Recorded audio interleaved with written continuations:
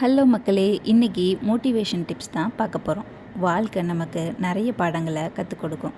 சில நேரங்களில் நாம் எந்த இடத்துல பேசணும், எப்போ அமைதியாக இருக்கணும், எப்போ நாம் சிரிக்கணும், எப்போ நமக்காக கொஞ்சம் டைம் ஸ்பெண்ட் பண்ணணும்னு வருஷங்கள் ஓட ஓட தான் கொஞ்சம் கொஞ்சமாக புரிஞ்சிக்கவே முடியும்.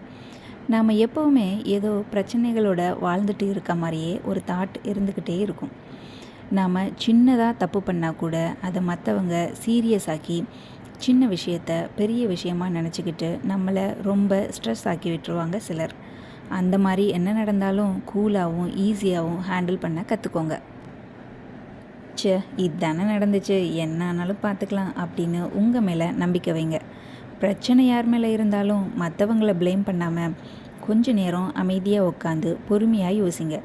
நீங்கள் அமைதியாக ஆகிட்டா ஆப்போசிட்டில் உள்ளவங்களும் அமைதியாக ஆகிடுவாங்க.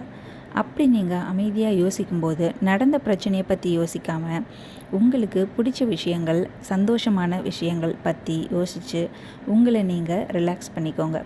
நான் இப்படி தான் கொஞ்ச நாளாக ஃபாலோ பண்ணுறேன். எனக்கு இது ஒர்க் அவுட் ஆகிருக்கு. ஓகே மக்களே, நாளைக்கு வேறொரு டாப்பிக்கில் பார்க்கலாம்.